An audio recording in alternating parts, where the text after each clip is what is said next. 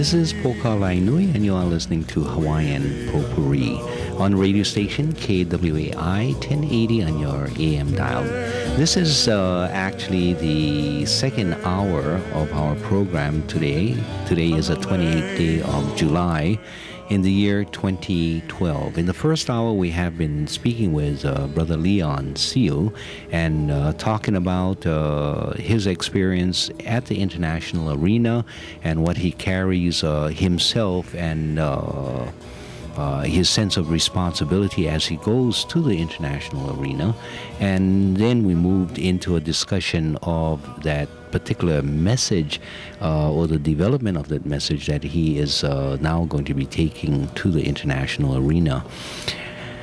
We are produced by the Hawaiian National Broadcast Corporation. The opinions expressed in this program are not necessarily those of the staff and management of this radio station or of the Hawaiian National Broadcast Corporation. If you would like to see the document that we are actually reviewing, you can go to the website www.hawaiianperspectives.org.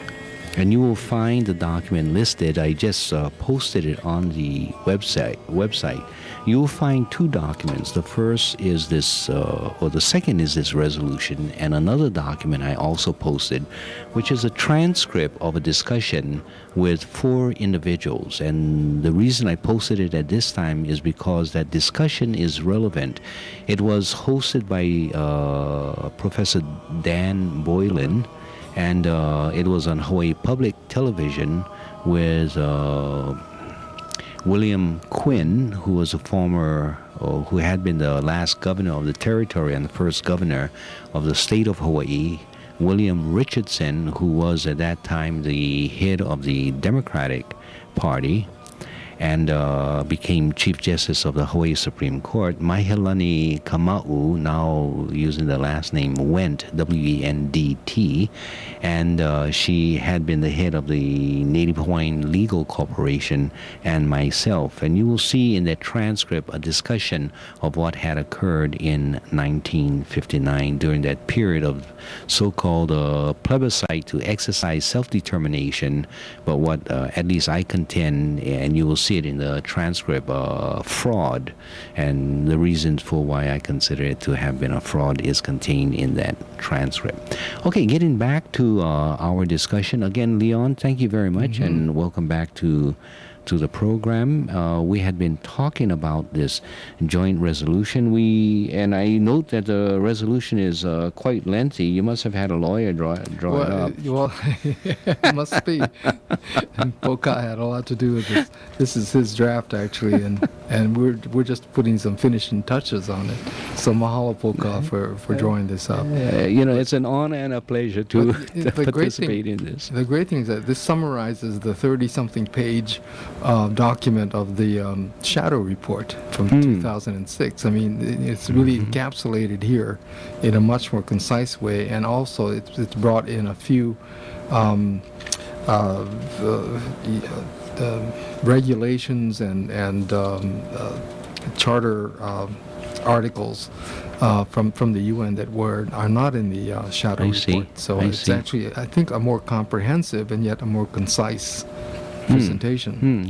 I once had the opportunity to address one of these political bodies, and it was United Nations Working Group on Indigenous Populations, it was called at that time. Right. And I made a remark in terms of how should the Declaration of the Rights of Indigenous Peoples be written. And they were looking for drafting rules and basic principles. It was right at the very beginning of that. So how should it look like? And I said, well, perhaps we should take the lead of these fashion designers of European women's clothing. It should be short enough to be interesting, but long enough to cover everything. Okay. Very good. The crowd burst out in laughter, and people would come up to me and say, that's the first time anyone ever introduced humor in these walls or in these chambers. So yeah, I think brevity helps an understanding, and yet there are so many important details. So let's get back to where we were at. I think your last paragraph, and I'm going to read it again just so that we refresh everyone's mind. It's on the first page if you have gone to my website and pulled the document up.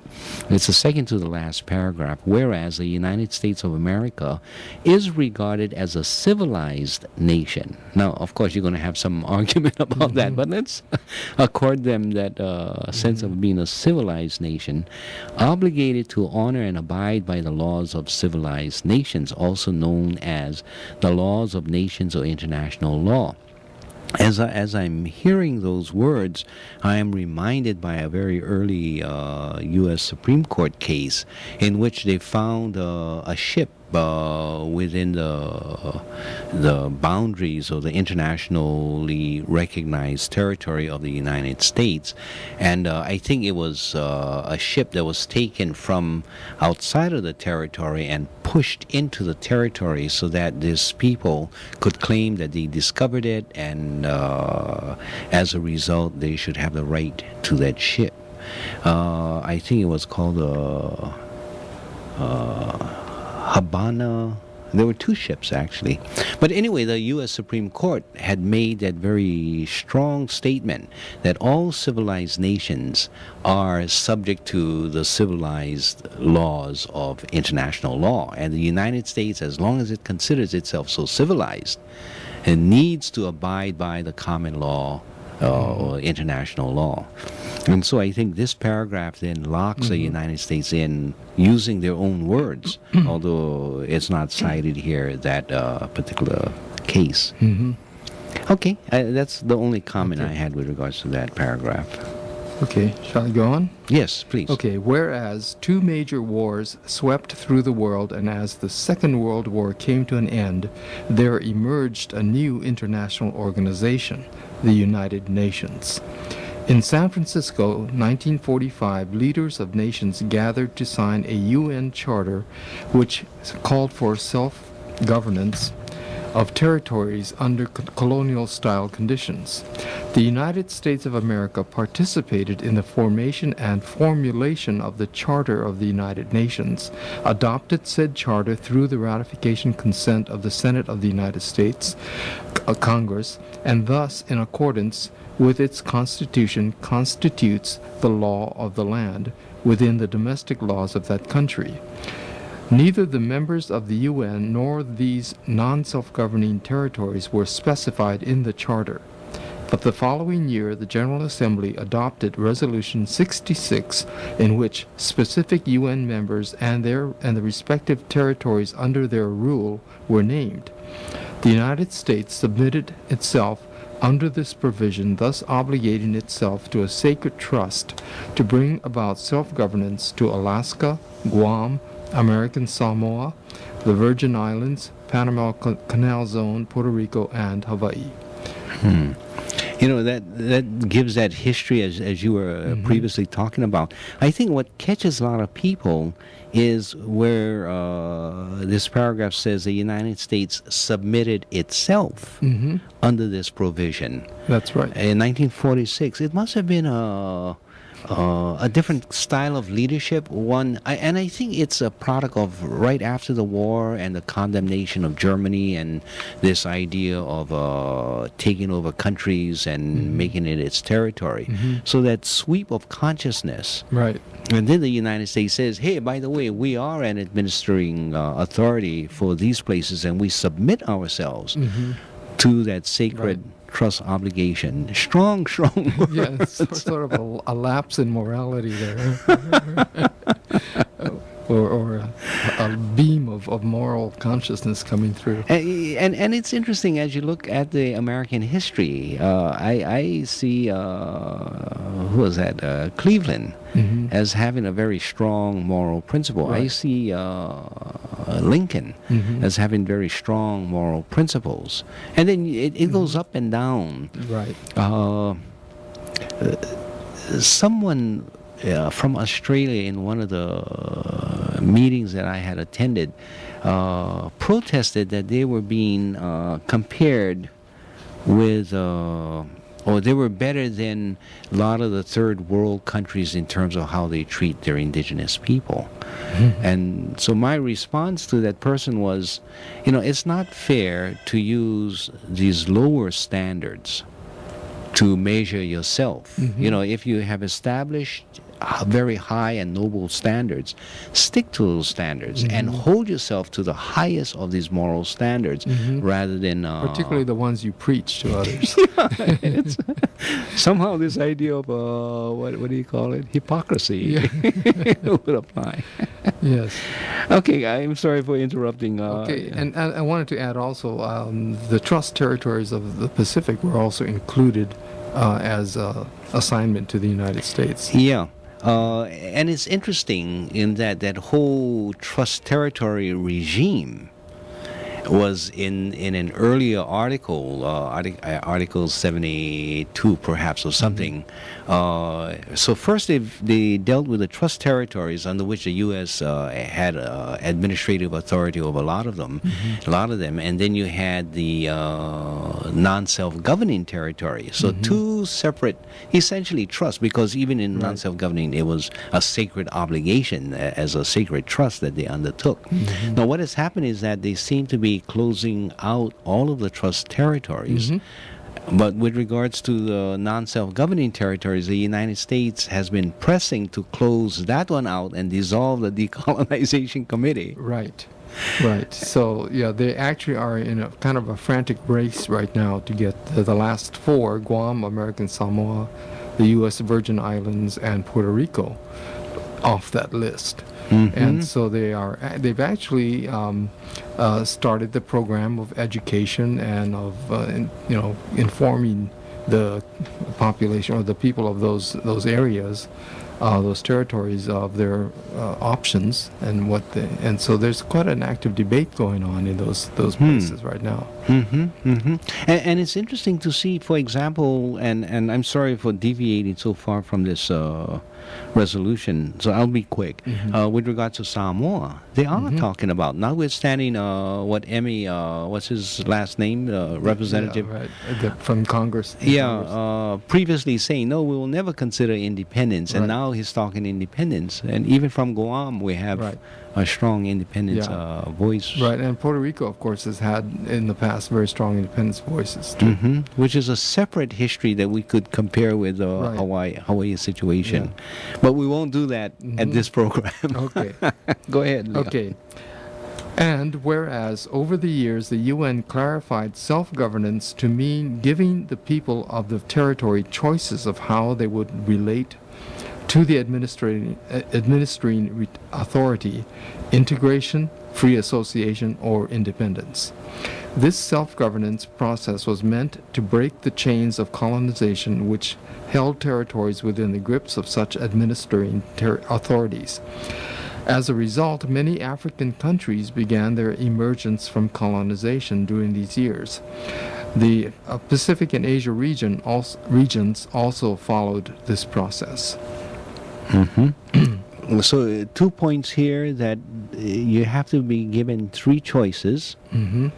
And the second point is many countries have come out of colonization into independence as a result of that. Using this process. Yeah, and so the numbers that you gave previously, from 51 originating nations to 193 presently, and they all went through, so they're familiar with the decolonization process, at least the majority of these nations. Okay. Whereas in Hawaii, decolonization went awry. Rather than permitting the three choices called for by the UN, the United States limited the choice solely to integration. In 1959, it placed before the people the question, shall Hawaii immediately be admitted into the Union as a state? A yes response resulted in Hawaii's integration into the U.S. as a state. A no vote would have resulted in continued territorial status in the U.S., integration. The choices of free association or independence were never presented to the people. No education on these alternatives was presented, no public debates on these matters were conducted. The U.S. appointed governor never raised the issue. The Democrats and the Republicans' political parties failed to point out the right to these choices. Nothing came from the campuses of schools and the University of Hawaii.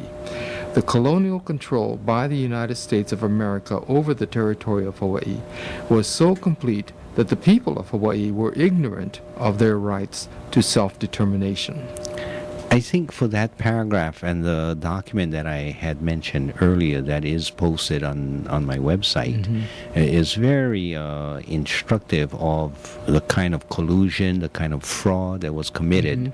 And even Bill Quinn, he says, I never heard of these things. Right, yeah. Even these leaders were ignorant. And yet they carried responsibility, so their ignorance does not exculpate their liability, and he, as the appointed governor representing the United States of America, cannot hide behind the excuse of ignorance, so that they wipe out our rights to what we're entitled to. And that's the point that we're making before the United Nations right now, is that regardless of the intention or the ignorance or whatever, that our rights were violated, and very clearly at that point in 1959. And so that violation needs to be addressed and needs to be corrected. I had a discussion with a classmate, a law school classmate, Butch Correa, and he was chairman of the Department of Labor Appeals Board. And, while we were in law school, I kept pounding independence, and what had happened in 1959. So once in our discussion, he sat back while he was at Department of Labor. He says, so Hayden, if I understand you correctly, you're not saying that we should have been an independent nation. What you are saying is that at least we should have been given the choice to be a state or an independent nation. And whatever the choice is, at least that is what we are entitled to. And he says, as to that, I can agree. If we weren't given a choice, we should have been given a choice. And we can fight it out as to whether or not we become a state or not. Now, Butch Correa was also general of the National Guard. And he was, I think, the lead general during the period of Waihe'e of the National Guard. So I think if we have more of our people who are so committed to Americanism and look at you and I as, these radicals who know nothing. But when you really get down to the principles that we are talking about, if you say we are entitled to self-determination, and you say that going all the way back to the American Revolution, people entitled to self-determination, and you continually say that, and you go to wars for other people under that claim, then are we not equally entitled to it? I think once we bring the horse to the water, the horse will drink, but oftentimes they resist even that. Okay. Go ahead. Okay. Whereas the United States reported to the UN General Assembly in 1959 that Hawaii had exercised its right to self-governance, and in doing so elected to become a state, it convinced the Assembly to remove Hawaii from the list of territories subject to self-governance, thereby subverting the right of Hawaii to decolonization.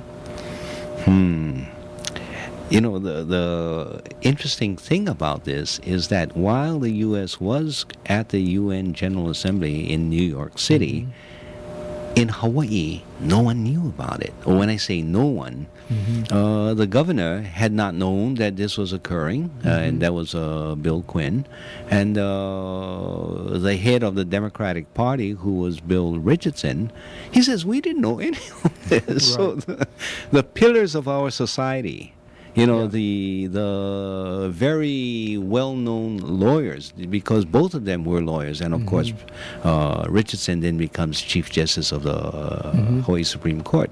Now, if they didn't know, they could not provide any leadership in any other direction, and we as Maka'ainana, we are having our rights just thrown all over the place while they finagle with our rights. Wow. Okay. Whereas the statehood process for Hawaii whereas the statehood process for Hawaii not only limited the choice of the people to integration within the administrative authority, but also confined those who could participate in this process to citizens of the administrating authority, the United States of America. Thus, the self was distorted to U.S. citizens, and the determination was reduced to a single choice. The qualified voters were limited to U.S. citizens who had resided in Hawaii for at least 1 year, thereby including thousands who transmigrated to Hawaii from the U.S. continent and elsewhere. Many came as part of the U.S. military in Hawaii. Others came for leisure, employment opportunities, or escape. They were permitted to vote. But those who declared themselves Hawaiian citizens refused to accept the imposed American citizenship could not vote. Those who declared themselves Hawaiian citizens refusing to accept the imposed American citizenship could not vote. The situation remains the same today in Hawaii. It seems sort of crazy that, when the United Nations said that in Article 783, the residents of these territories should have the right to self-determination, it didn't necessarily mean those people who, by coincidence, at the time the vote is taken, anyone who have transmigrated can vote. The intention was those people who have lost their right to self-determination, self-governance, non-self-governing people of this non-self-governing territory. And yet when the Americans use that, they say, anyone who is present in this place at this time can vote. And it's a trick used by colonial countries, and the trick is called transmigration, where they bring all their people in. France is very famous for it, and if you look at what the Indonesians have done to West Papua and East Timor and all of that stuff, transmigration, so that when the vote is taken, you overwhelm the population. Either in the ballot box or through force of arms, they're overwhelmed. And I think what we need to do is continually remind the international community that a democracy is not merely how many people voted and who were there, but who are the appropriate self, and not allow that. Right, who is the self and self-determination. Yeah. And in fact, Hawaii has a very unusual situation in that, because of the fact that we are a nation in continuity, that is, our nation was never extinguished, therefore our nationals were never extinguished also, or our right to nationality was never extinguished. And so, as you know, in the last few years we've been trying to make a point of this, that Hawaiian nationals are still alive and well and living within the boundaries of our country, the Hawaiian Islands. And so we had submitted this past session a bill or a resolution to the state legislature, to recognize us as a lawful part of the population of the Hawaiian Islands. And of course they were resistant. I mean, those who sponsored the resolution were actually quite intrigued by it, but there are others who were resistant to it, and the resolution did not pass. But it has legs still, and so we're going to push it again. And one of the other things that we've done during the last election cycle, a number of us went down to go register to vote. And in registering to vote, you had to declare whether you were a U.S. citizen and put your social security number on the application, and also whether you were a resident of the state of Hawaii. So we answered no to all of those questions, and we were rejected, which is actually what we intended for them to do. We wanted them to confirm that we were not part of their party there, and that we were then also being excluded from participation of self-governance in the islands. Hold that thought, Leon. Yeah.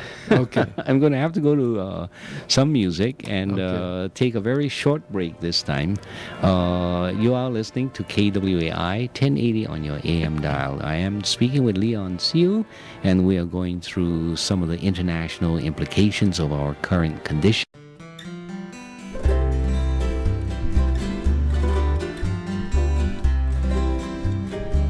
Kaulana nā pua o Hawaii Pupa'a mahope o ka aina Iki mai ka elele o ka loko ino Pala pala anunu me ka paka